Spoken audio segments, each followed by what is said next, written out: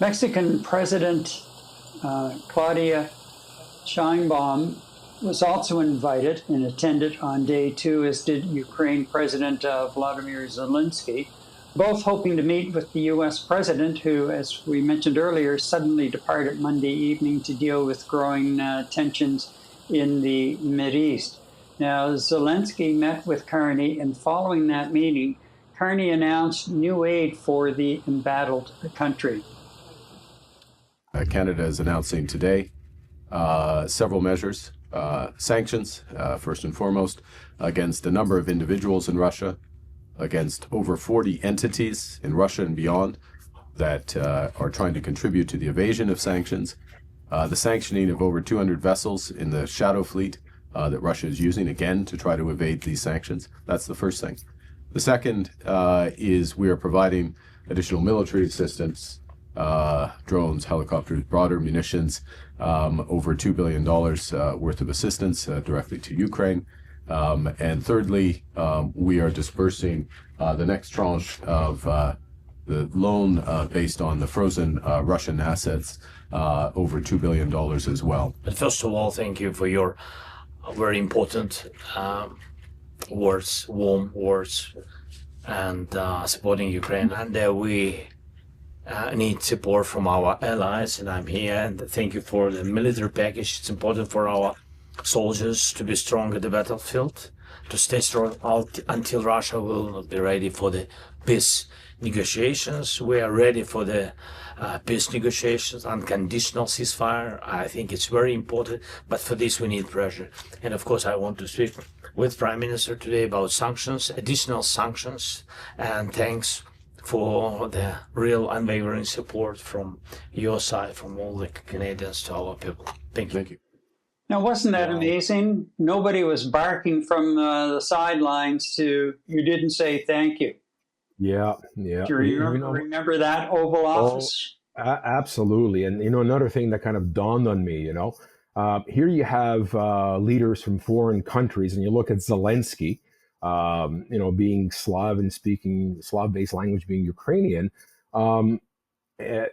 he spoke better English by far than the supposed leader of the free world in Emperor Trump. Emperor Trump can't even get a sentence together without using 3 words he always uses all the time in every statement he makes, and he never finishes anything to give off a clear idea of what he's talking about. And here is the eloquent English that's being used by President Zelensky. You listen to Claudia Sheinbaum. You look at the Chancellor of Germany. Of course, Britain is, they're always so eloquent with their English anyway. And every world leader speaks excellent English and makes sense. So, you know what? I was just so, not just proud of Prime Minister Carney. I was just so proud of listening to Zelensky and being very genuine in terms of his appreciation for what Canada has been doing and continues to do to help the Ukraine protect their sovereignty. And the rest of his colleagues in the European Union to help him with what's going on in the travesties that Russia is bestowing on Ukrainian people.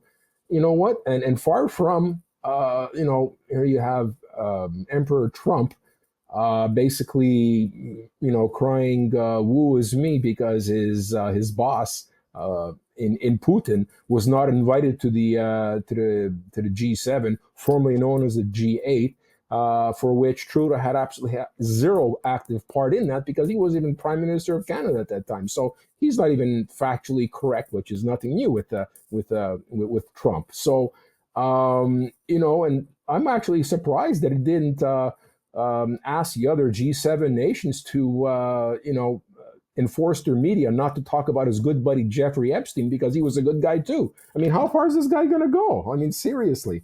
But what a proud moment for me to watch those two speak to each other as professionals, as great leaders for their country, and move forward in discussing business. And I'm 100% in terms of my opinion and belief that Trump didn't leave because he had other important matters to deal with, because he can run the country from his damn airplane on Corner 1. He can run the country from there. So he was running. He didn't want to have to face the Indian prime minister because, I mean, of course, he's laying responsibility and claiming victory that it was because of him that Pakistan and India are no longer fighting with each other. It's because of his deal. When the leaders of both countries are basically saying, "What are you talking about? Does Trump want that to be a discussion point? While he's out there?" And it's just good on all the G7 leaders, good on Prime Minister Carney and inviting leaders from other countries that are not part of the G7 but are directly implicated and influenced by decisions the G7 makes. I mean, how much better can you get?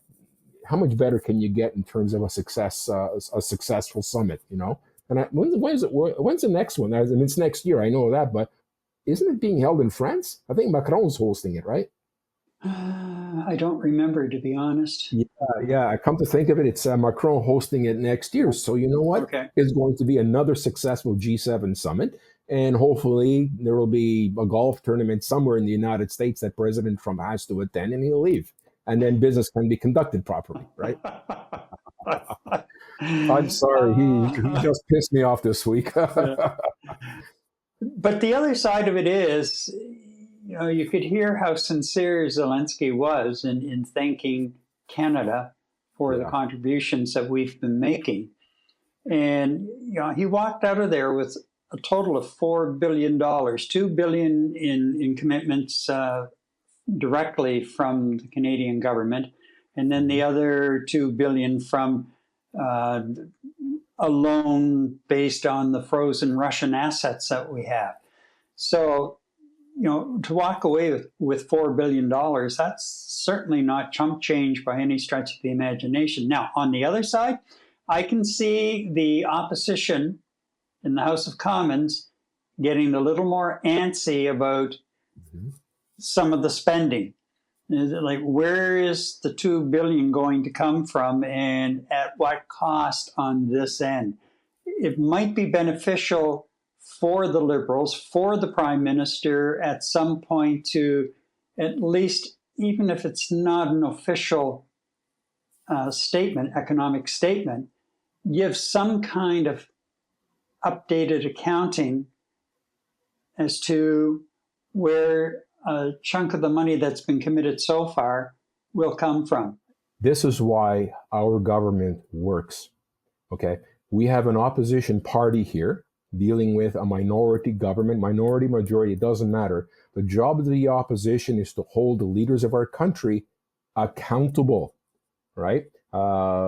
We've heard some countries of late, the last couple of terms there, zero accountability in terms of anything they do. Our system works. It's not perfect, but it does work. And you know what? Whatever decisions Prime Minister Carney does make, I want our opposition to question his decisions. I want our opposition to get the leader of our country to justify decision, especially when it comes to money, especially when the money goes to other countries. Where is it coming from? Who is it going to be benefiting? So, Gary, like you said, let our system of government work.